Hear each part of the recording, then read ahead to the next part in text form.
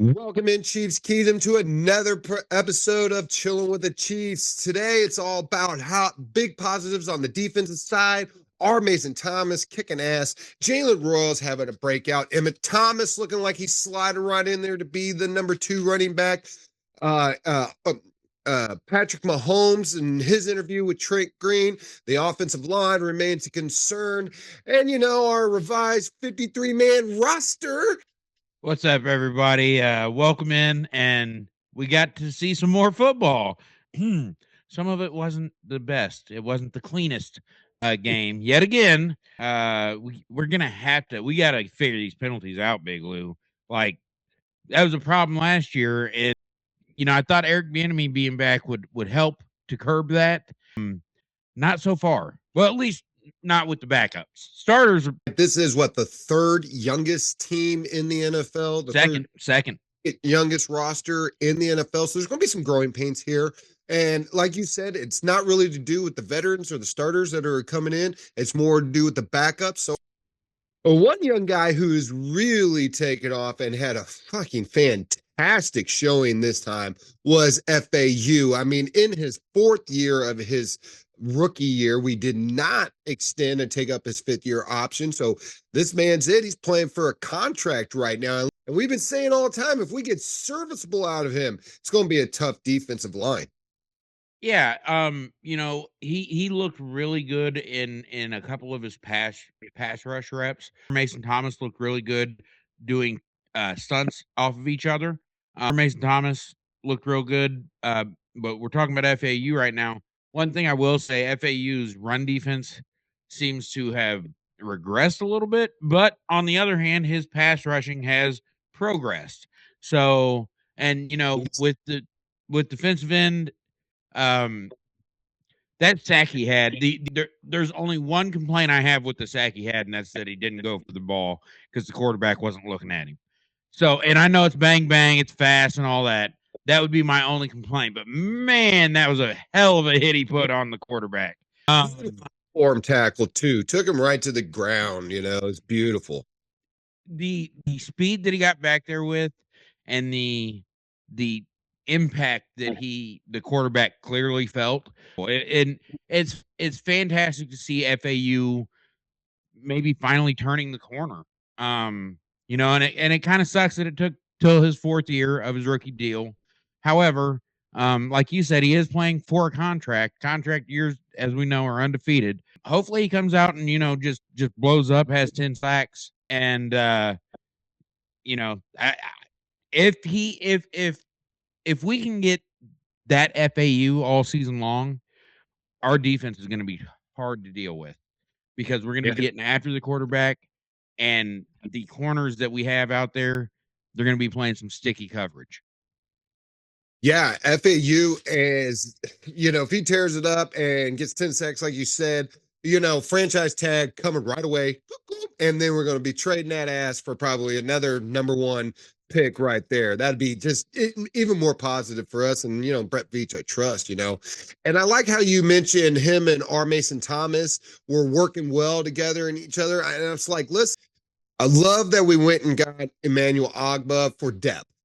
Because you've already got, Gelati now with that Felicia tear. Did I say it? I know. Oh, I'm sorry. That was just fabulous that you called it a Felicia tear. Plantar fascia. It's actually a rupture. It's a full rupture. I wanted to bring that. It's a full rupture, which they said is better because its recovery time is like 8 weeks. So you're looking at probably he'll miss the first 4 games, but then he'll be right back. You don't think so? I don't think he might miss the first game or 2, but they said with NFL, the NFL players, the recovery timeline for a full ruptured plantar fascia can be as little as 3 weeks. Yeah, you could be seeing Gelati back real soon. So that's really good. And then you got FAU, R. Mason Thomas. I mean, R. Mason Thomas looked fantastic out there, dude. He was just pressure all over the field, And then, like you said, he had that good. So, he wasn't doing this against backups. He was out there against the starters and he was looking good. And like I said, I think he became one of. I think he was looking better than Ruben Bain Jr. last night. And let me tell you something. That's big to say because Ruben Bain was really highly rated, and they said he slipped to 15. And I tend to agree. Our Mason Thomas, I think our Mason Thomas, we're going to find out, you know, I think that our Mason Thomas probably slipped to the second round, is I think what we're going to end up finding. Because our Mason Thomas, he looks, number one, like the first preseason game, he looked better against the run than I thought he would for his size at defensive end. And then this week, you saw, and you saw it last week too, but you just saw the speed that he has coming off the edge and the ability, the play you're talking about where he did the pass breakup against Baker. You know, his ability to see he's throwing that fast and get his hand up there. I thought it was interesting that the broadcast brought it up, you know, and in 23 and 20, no, 22 and 23, the Chiefs led the league in batted passes. And that just so happens to be when we won the Super Bowl back to back years. Maybe let's get back to that. And you know, because when you bat a pass, there's a lot of good things can happen for you defensively when you bat a pass. It can be an incomplete pass. You bat it up into the air, it can be an interception. You know, it could be you bat it up into the air and an offensive lineman or a quarterback catches it again and you tackle him for a loss. Like most of the time when you bat a ball up in the air as defense, positive things are going to happen for the defense, not the offense. So let's get back to that. Let's also stick with the defense there. In our number one overall pick, we got to finally see out there on the field, Mansour Delane. And let me tell you something, this boy looked good. I mean, it's like the whole time he spent in training camp when we knew he was kind of injured the whole time, he wasn't just sitting around with his thumb up his ass. This man was obviously studying. He was obviously learning.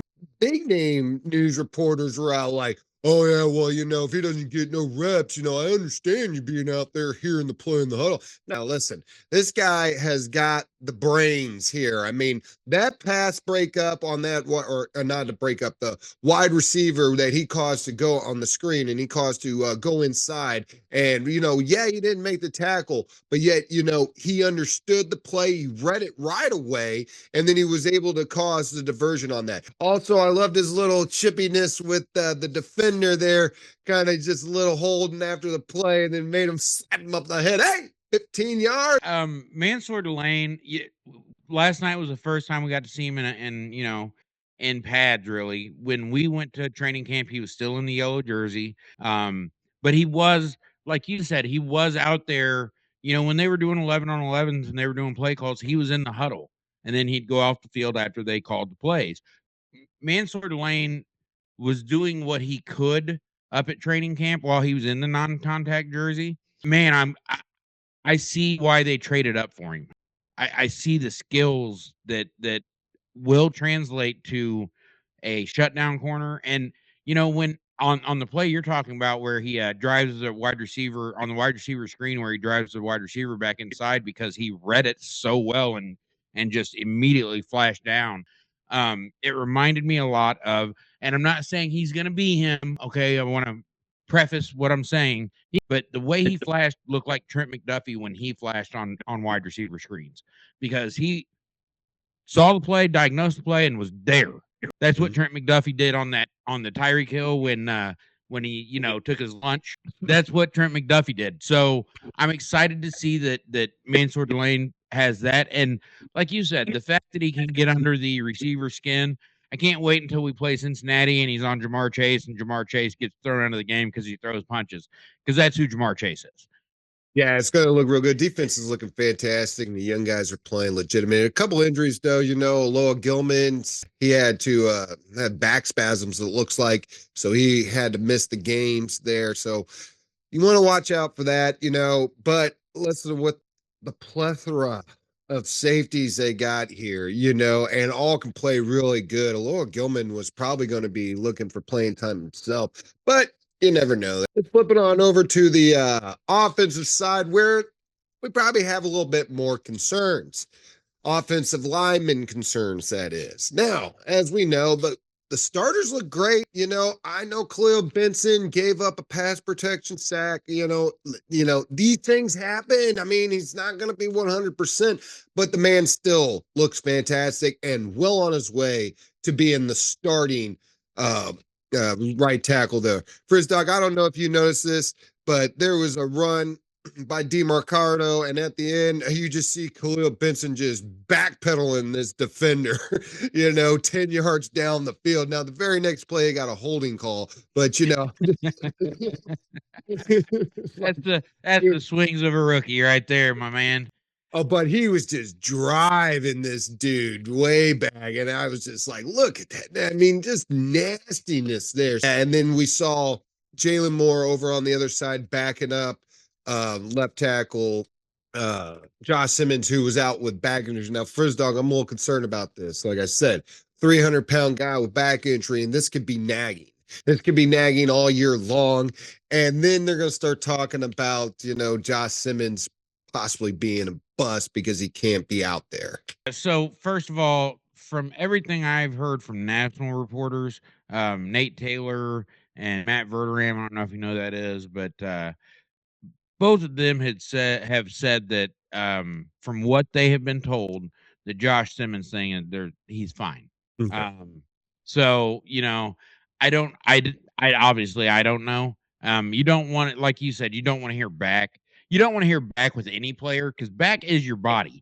Back is your whole damn body. So, if you're having back problems, I don't care what position you play, that's going to be an issue. So, but from what national reporters have said, it's not going to be. Josh Simmons is fine, and I am not convinced. Now he's making the team. He's the first offensive lineman off the bench. I'm not convinced Khalil Benson is the starting right tackle right now. I think it might still be Jalen Moore. And the reason I say that is because the reason that Khalil Benson was at right tackle and this week was because Jalen Moore was at left tackle because Josh Simmons wasn't playing. So, I could be proven wrong. And I think, like I said, I think he is the first offensive lineman off the bench, period, whether it's guard or tackle. But I think right now, and at least in my mind, Jalen Moore is probably the starting right tackle.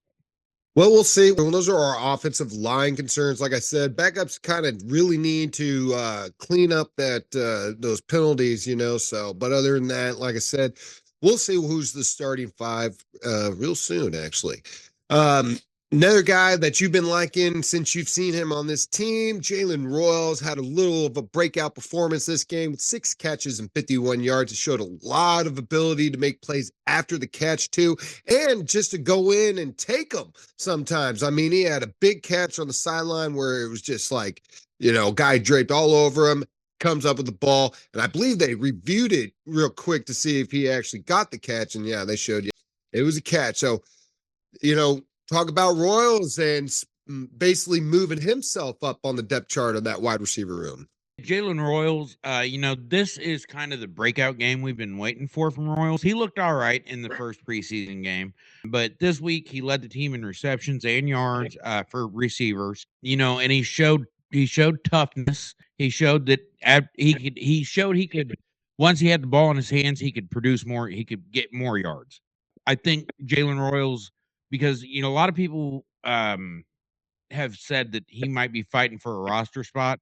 I think he really solidified his roster spot last night because I think he really, really looked good. And he was out there with the first team. You know what I mean? He was out there with Travis Kelce. He was out there with Justin Fields, who was the starter last night. So that is a positive in the Jalen Royals file for me that he's making the team, and I think he's going to get some legitimate playing time with the starting offense, which I'm excited about because he looks like a young Rashee Rice did. He catches the ball over the middle and then turns it up. He catches the ball when he's got 2 guys right by him, and he still gets 5, 6, 7, 8 more yards. It's just he looked good last night. It is getting up there on the starters because I believe Rashee Rice and Xavier Worthy both did not play again, but he ain't taking their spots anyways because those guys are B starters right there, regardless of what's going on. But I believe you. You know, um, Tyquan Thornton has not been ordained that third spot, so like I still believe there's a good competition right there. I love Tyquan Thornton, don't get me wrong, but it's like I don't think he has solidified himself as that third wide receiver. And with the emergence of Jalen Royals and Cyrus Allen coming up now, I think we're really looking at young guys here that are probably going to emerge and see why we didn't have to go out and sign some big free agent to come here. Benefited from having another wide receiver in the room, another veteran wide receiver in the room. But I'm saying they didn't need to go out and do it. First of all, they didn't have the money. Let's get it right. They spend it all on Kenneth Walker, and I think it was money well spent because you need that, to go out and just spend your money on another wide receiver. And then instead of like what we're doing now with the wide receiver room and working with our draft picks, you would have done that with the running backs. You would have gone out and got yourself a big name wide receiver, whatever. And then you would have had no money for running backs and you would have had to work it with what you got here, and I think it was a bet. And then you would have just been in the same boat you was last year where you had no run threat, nobody cared, you could do all that play action bullshit you want because we're going to just drop 9 guys back. It's like it didn't matter. Well, I think we still would have been, even if we wouldn't have signed Kenneth Walker, and don't get me wrong, I'm glad we signed Kenneth Walker. Even had we not signed him and we went in the wide receiver direction, um, I, I think our room, the running back room, even without Kenneth Walker this year is better than what the running back room last year was. Um, that's just I mean, my opinion. now you hadn't seen him play yet in a live game. I did see our running backs play in live games last year for 17 games, and they look like garbage. So, other than third and fourth and short, Kareem Hunt was automatic. But I don't disagree with you in the trash room we had last year, which was the running backs. And I do definitely agree that even without Kenneth Walker in there right now, you probably would still have a better one with D. Mercado, Emmett Johnson, and Bashard Smith.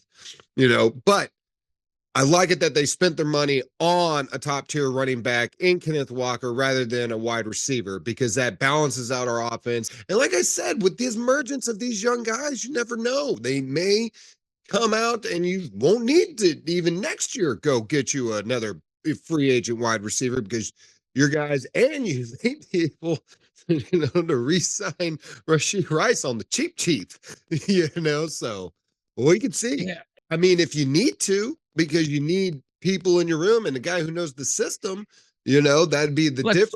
Well, I mean, let's see what kind of a year he has because I get tired. It's just our team in general. I get tired of hearing about guys that quote know the system. Jack Cochran. Jack Cochran. Well, Emmett Johnson is another good guy we haven't talked about that has moved his way up. It looks like going to be the backup running back to Kenneth Walker. He had a nice outing, including getting his first touchdown this time. It wasn't taken away from him by a holding or a phantom holding call or whatever. He finally got his touchdown. And listen, Frizz Dog, I told you last week when everybody was praising his name, saying he looked good. I was more in the case where it's like, yeah, he looked good against third and fourth stringers. But the fact is that I think him moving up now and starting, he was in there against some of the starters against Tampa Bay. I felt he looked really good against that better of talent this week. Yeah, I mean, listen, he gets to play when they tell him he gets to play. So who he's playing it's out of his control. All he can do is play to the best of his ability. Um, and he looks like last week and this week in the second half, he looks like he has overmatched the Tampa Bay Buccaneers and the Rams, second, third, and fourth teams. He looks like he's overmatched for them. He's too good for them. So I want to see him with getting run behind the starter. Emmett Johnson, I think, has in the first two preseason games, unless he just does something real boneheaded next week in the preseason finale. I think he is the backup running back. Mari DiMercato also had a pretty good game last night. Looked pretty good on a couple runs. He's the third down back. Because one of the things that one of the plays that he had a excellent job of yesterday was the catch that he had out of the backfield, Amari DiMercato, where he had to adjust to a throw that Justin Fields made that it wasn't the best throw in the world, right? But DiMercato adjusted, caught the ball, picked up the first down, exactly what you want your third down running back to do. So Mari DiMercato is the third down running back. But when you're at first and second down and Kenneth Walker needs a blow, that's when Emmett Johnson is going to come in. I don't think DeMarcado is going to be restricted to just third down running back. So, but we'll see how that plays out. I think we are keeping 4 running backs though for sure. The man, and then you have just 3 outstanding guys back there. So it's going to be good to see. But let's shift over to the star of the show, in my opinion. Here the star and then the scapegoat all in the same time, right? And that's one. Well, he ain't the scapegoat. He's just the goat. I mean, he's the goat. He started off really great, 58-yard field goal, and then right before halftime, he got a 69-yard field goal, which is a Chiefs preseason record and second place for all time, because they said on the broadcast that 70 was actually the preseason record. So that's my guy. But then, like if Frizz Dog says, we get a touchdown and he makes the field goal, but then we get a holding call and back him up, 43-yard, misses the field goal for the extra point. And then he missed another like 43-yard field goal, 44 somewhere. Both of his misses were from 43 yards. If the last one, he could have put us up by 2 points with just 2 minutes to go. And then he missed that one, didn't have enough draw on it. But 69 yards, Phil. First, Dog, I even text you when that happened. I told you this guy's going to win at least 5 games for us, including playoffs. And then, he just goes in there and doesn't. Like last night we got to see the great and the bad of Harrison Butker. It's like you nail a 58-yard field goal. Absolutely nail a 69. That son of a bitch would have been good from 75, if not more. Like he kicked the shit out of that ball.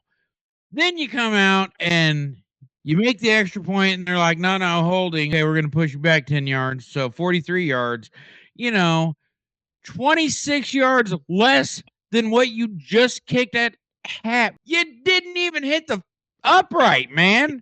You were wide right by what, 10 feet? Like, come on. Hey, you gotta lock in, man. It's preseason. What I was told by him was that he's been practicing stuff on the kickoffs. That's why his head hasn't been in the game and why he has been worse on field goals. And he's not going to worry about that this year. Well, then what the hell? Why can't you make a 43-yard field goal, dickhead? You can make 69 yards, but you can't make a 43-yarder. It's so hilarious. All right, before we roll into our 53-man prediction, Frizz Dog, I got one last thing to talk about, and it's the thing we've been talking about all offseason, Patrick Mahomes. Or as Frizz Dog loves to say, Patrick LeVon Mahomes II. That's correct. Anyways, he had a nice interview with Trent Green on the game, and I thought it was great. Just watching these players do the interviews, and then Mahomes gets on there. I'm like, oh, great. Let's listen to these two, quarterback to quarterback. And there's this one thing that I really liked that I have an opinion on. So Trent Green asks Patrick LeVon Mahomes II how he was doing in his progression on his injury, and if he was going to be ready to play week 1 Monday night against the Broncos.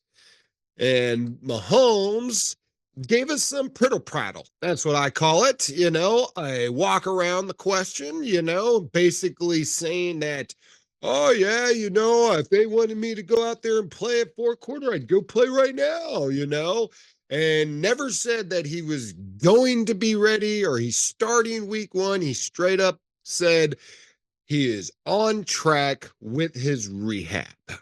And that's it.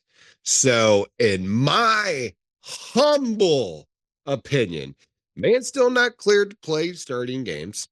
Known reporters are out there saying that shit, but it's not official because from what I'm hearing right now, he's cleared to practice, cleared. Training camp's over with. They broke training camps, coming back. So right now, you're not going to see Patrick during the preseason. Hate to tell you all that. Big Lou's going to be the bearer of the bad news. You're not going to see him. He's not going to be playing next week either against Seattle. It's not going to happen. Will he be ready for week 1? Big Lou has been saying this since the beginning and have not changed my mind or my opinion on it. I have gone over and the percentage to the other side, but I still, right now, am going to tell you Patrick LeVon Mahomes II will not be starting game 1 Monday night against the Broncos. Yeah, so couple things. First of all, my favorite quote from the interview was Patrick saying, "I really wanted to play today. They would not let me. They would not let." He wanted to play. So that's first and foremost. Secondly, for the people who keep saying they haven't cleared him to play in games, go back to when he was cleared for training camp. He was cleared for all football related activities. Do you know what's a football related activity? A football game. You said, in my opinion, I said, which could be wrong. It could be. It very well could be. I have no idea, but nothing the team has said or Andy Reid has said leads me to believe they have to clear him for games. That's what that would be, and that's not my opinion. Nothing that they have said leads me to believe they have to clear him any further than they've already cleared him. Now, 2 weeks ago on a press conference after practice, Mahomes did say that, he would not, if the game were tomorrow, he would not be cleared. And he said that himself. But the game wasn't tomorrow. And that was like 2 weeks ago. So we still got plenty of time for him to get an official clearance. I understand where you're coming from completely. These are rumors. I'm hearing this shit too myself, And sometimes people grab a hold of this stuff and start running with it. And it really aggravates me too. He will not be officially cleared for the game until like a week before it.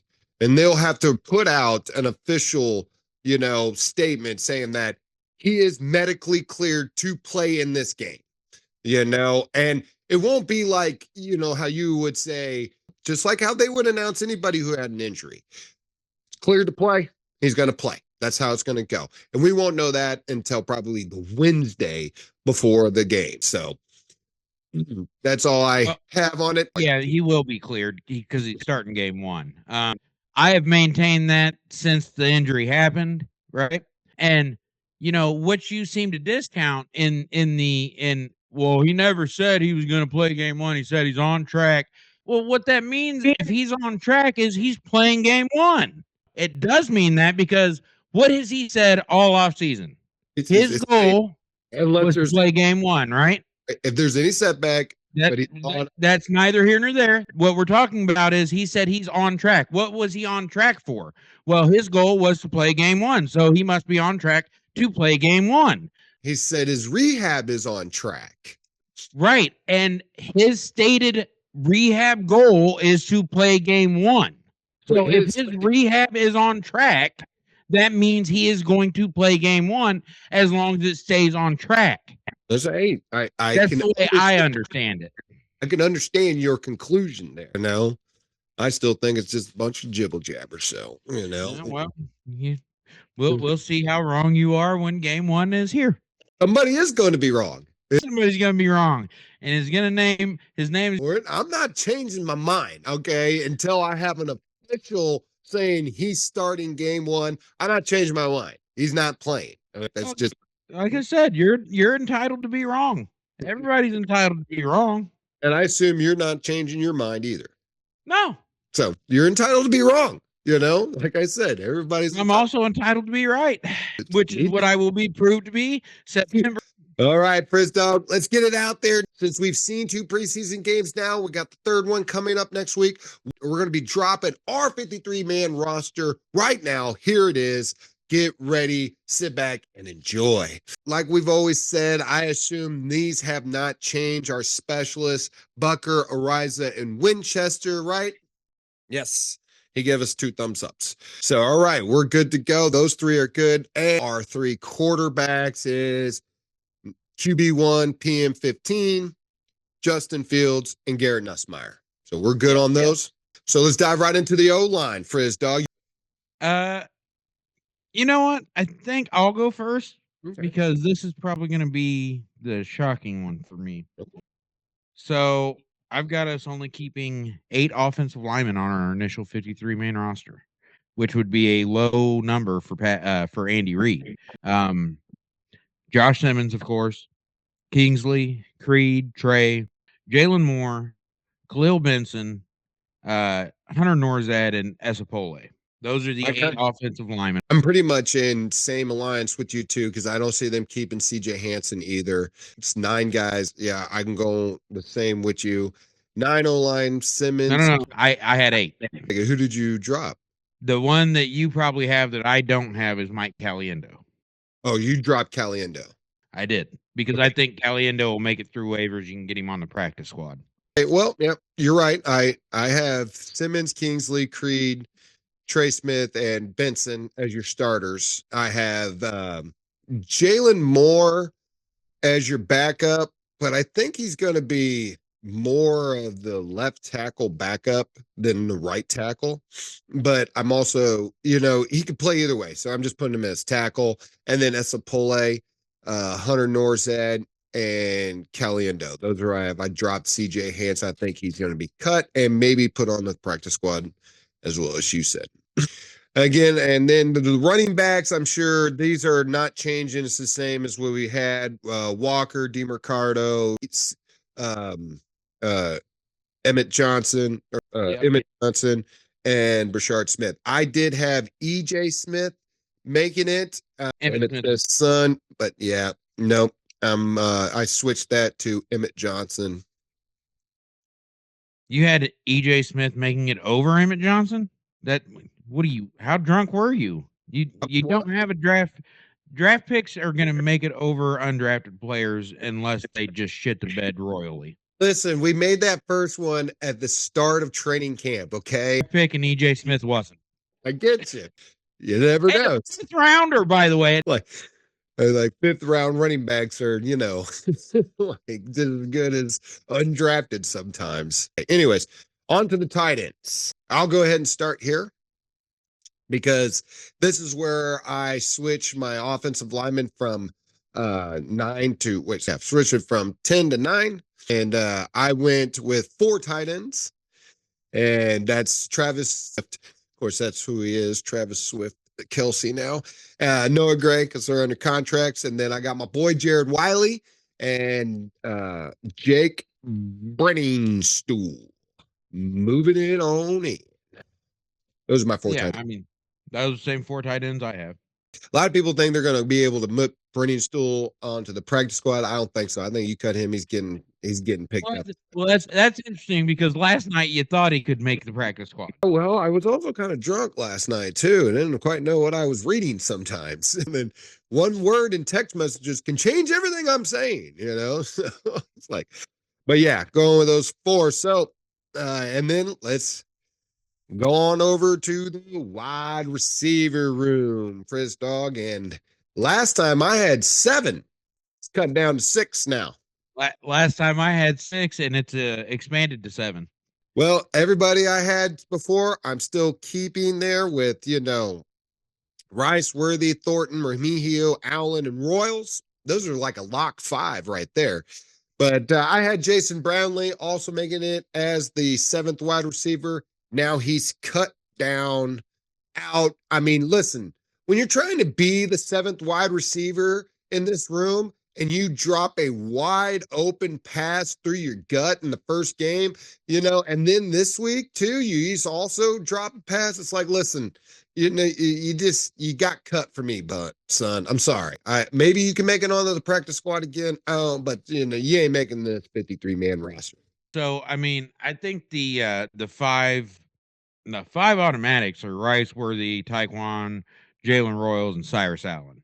Um, but I also have Nico Remigio making it because of his kick return ability. But I also have Andrew Armstrong making it because he sure has been getting a lot of run with the ones and twos, and he's a really good run blocker at wide receiver. And he's shown when they do throw it his way, he does catch the ball and he catches it with his hands. So I have him making the team. At least initially, which is different from my initial 53-man roster because I only had us keep 6. So All right, then that's it. We're rolling over to the offense now. So that means that you still at 25 on your offense because I dropped to 20, 20. 26 is what I have. So you went up one. You also have 26. No. I have 24. You better count again. Okay, I will. 3, 12, 16, 19, 25. I got 25. Didn't you have 9 offensive linemen? Yeah, but I have 6 wide receivers. You have 4 tight ends, 4 running backs. That's 8. 8 and 9 is 17. And I forgot I added it. Okay, yeah, I added it.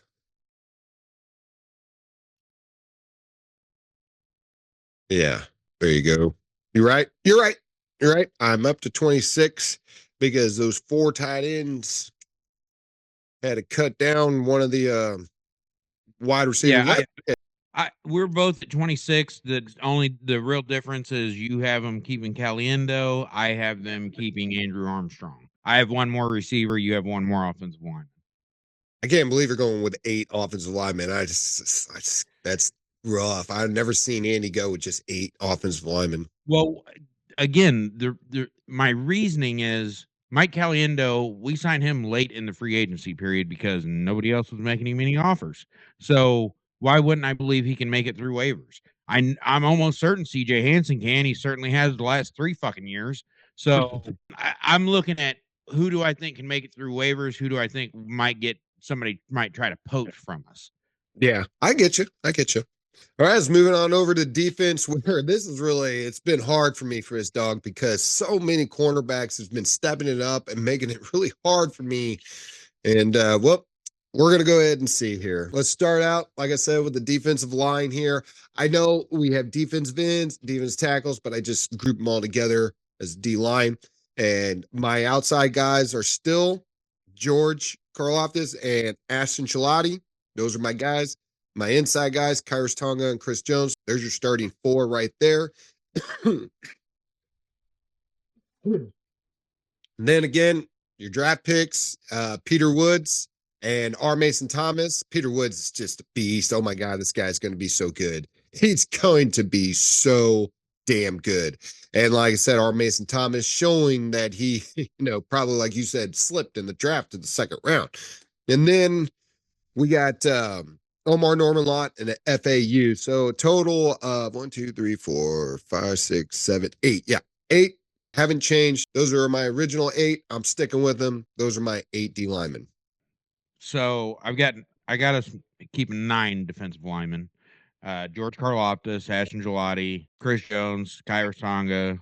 I think those are the starters. Whether or not Gelati's out there game 1, I don't know because of the ruptured plantar fascia. But I think in the defensive end room, they're also keeping FAU and obviously R. Mason Thomas. But I also think they're going to keep Emmanuel Ogba. I think there's a reason they brought him in. Behind Chris Jones and Tonga, I think you got Peter Woods and Omar Norman Lott. So those are my 9 defensive linemen. You know what? I forgot about Ogba. I listen. Like I said, I've been trying to get this together for this episode, and I still, like I told you, back stage or whatever in the green room when I told you I wasn't always quite ready, or I didn't have it quite ready. But yeah, I'm keeping 9-2 with Ogba because, like you said, they signed him for depth. Now How they'll work those 9 on game day, I don't know, but yeah, Agba is in there too as well. We signed a linebacker too. What was his name? Cam Jones. Yeah. Um, I think I think on with the defensive lineman, number one, I think Omar Norman Lott. I think he'll be on the initial 53 because they have to, so he's not lost for the season. But after they make the initial 53, they'll put him on the pup list. I would imagine, and he probably is not going to play at least the first 4 games. So even though he's on the initial 53, and that's something they do every year, they have to set their initial 53-man roster. Then they put everybody, if they're going to put people on pup, they put them on pup, and then that frees up roster spots and what have you. On to the linebackers, Frizz Dog. I still have Drew Tranquil, Nick Bolton, and Cooper McDonald as your starters. I haven't really seen anything to change that. Bringing in Cam Jones because of Drew Tranquil's injury. I understand again, like Agba for Ashton Jaw is kind of like a depth thing, but you got to make room for him. And that's where I believe Cole Christensen is not going to make it. Oh, I mean, that's fine. I have a different linebacker not make. I don't think I had Cole Christensen making my initial 53. So here's the thing. Okay. Cole Christensen's not making it because of Cam Jones. All right. That's why he's not making it. However, I do have to make room for my 53-man roster because I am down a player or I'm up one player. And that came in the cornerback. I am keeping Jack Cochran. you are. Yes. So you're keeping 6 linebackers. Yes, I'm keeping 6 linebackers. However, I'm only So, keeping 6 D-backs. I did have 7 in the first one, but I'm only keeping 6 this time. so I'm keeping 5 linebackers. Nick Bolton, Drew Tranquil, Jeffrey Bassa, Cooper McDonald, and Cam Jones. And Jack Cochran, you can how should I put this? Kick rocks in open toed shoes. Well, he'll definitely make the practice squad anyways. Yeah, you're damn skippy about that. That's why I don't feel bad about. Oh, you cut Jack Cochran? Don't worry, he's gonna be back. And remember, the Chiefs are really high in the waiver list this year. So, That's true. So you see some of these guys they're going to let go. I feel they are going to be able to get them right back because I think they're 6th or 7th in the waiver wire. Ninth. Ninth. Same draft, same as your draft position. Yeah. So 9th in the waiver wire. So I could see them getting some of these guys back. I don't think they'll need the 9th waiver pick for Jack Cochran. So I think Jack will make it all the way through waivers on that one. But anyways, that's nor here nor there. All right, cornerback room. This is where I make my cut, but you can go ahead and start first, Chris. I will. You started the linebackers. I'll do corners first. I also only have us keeping 6. I'm interested though because you must only have us keeping 3 safeties. For the numbers to work. 3 true safeties, yes. So for corner, I got Nolan Mansour. That's the starters. Although if the depth chart tells you anything, it's unofficial and all that good stuff. But if the depth chart tells you anything, L'Jarius Sneed's actually one of the starters for some reason. The guy who hasn't even played in a game. That being said, he's the third corner off the. So then Jaden Kennedy, of course. Cater Kohu and Christian Fulton. And honestly, Christian Fulton and Cater Kohu, I don't feel great about putting them on the roster. Not because they haven't Cater Kohu hasn't really played, but Christian Fulton has looked fine for the most part when he's out there, but they can also, if they cut him or trade him, they could save a large majority of his salary and create cap space. So we'll see. But right now, that's what I'm going with. I was going to say Christian Fulton's a $13 million cap hit, So, like, what are they saving? If they cut him, they get like half of it back. Oh, I thought, but he's owed $10 million, right? Are you talking about his cap hit or what he's making? Well, Those it's are different things. I only care about cap hit, you know. Okay, well, if we're talking about cap hit, then let me stand by. Well, on my list, little peek under the covers there.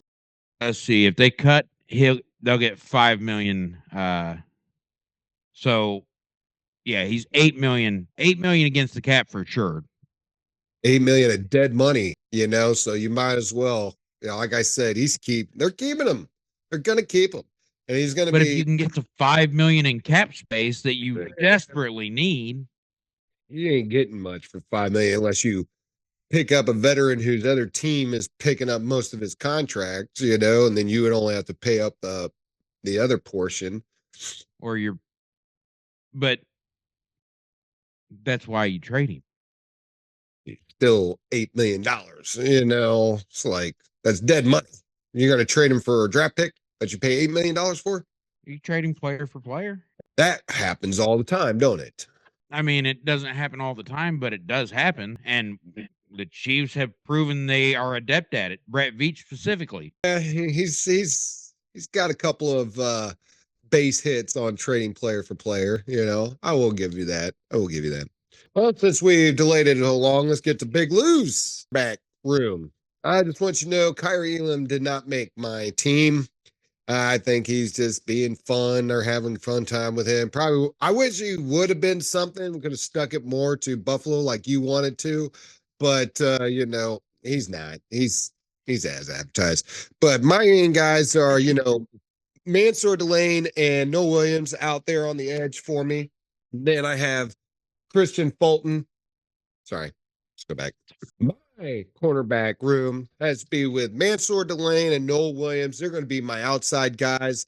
And then Jaden Kennedy. A lot of people are like Kador Kohu is going to be the starting slot, you know, but I have a good feeling Kennedy is the leading guy for that position. We'll just see, you know, there. And I like, you know, Christian Roland Wallace. Who do they? So, you know, that's my 6 guys right there because I feel like sorry, my bad. I don't feel like Cater Kohu is going to make this squad. So you got Jaden Kennedy, who's going to take that spot with Christian Roland Wallace. And yes, I've seen it. Shamari Connor has been coming down and playing that damn slot position, and it just drives me fucking crazy. I wish they would stop doing it. But anyways, you know, so, but yeah, my 6 guys, Delane, Williams, Sneed, or Kennedy, Christian Roland Wallace, and L'Jarius Sneed. All right. Yeah. So, I mean, with Christian Roland Wallace, I didn't know how to define him. That's I just put him in the safety room. Yeah. I understand that, but you're still keeping a cornerback playing safety, but that's what they're doing anyway. So he's defined as a D-back. I mean, it's half dozen in one hand, you know, quarter in the other or whatever. All right, moving on to the safeties to finish this and wrap this up here. My safety room basically staying the same. Shamari Connor, Loa Gilman, and Jaden Hicks. And that right there finishes my 53-man, put it in the books, out the door. There you go. Watch, it's going to be exactly the same when they put out there. You're going to read it right here. I already told you. It's not. They're gonna have. You're gonna be wrong. I'm gonna be wrong too. By the way, we're both gonna be wrong. Because there's gonna be somebody that they really, really like that we don't know that they really like. Whether he's in a corner, you know, or a wide receiver, or offensive lineman, defensive lineman. There's somebody that we don't know that they really like that they really like. But I've got the same 3 safeties you had plus Christian Roland Wallace. And again, the secondary, I don't feel great about the last 2 corners, but I think Noel, Mansour, LJ, Kennedy, Shamari Connor, Alohi Gilman, Hicks, and CRW are for sure making the team. I think the last 2, I think you're going to have 10 defensive backs altogether. Who the last 2 are, I don't know. And I'm wrapping it up. I got a birthday party to go to at 1:30. Oh, well, there you go. Big Lou's and Frizz Dogs 53-man roster, certified, finalized, and out there. So, well, that brings us to the end of another wonderful episode with Chilling with the Chiefs. We love bringing you the content each and every week during the football season. Just two wonderful Chief fans bringing you the news the way we see it. Not really news, just, our opinions, the way we see it with the Chiefs. We love them. We're always going to be with them.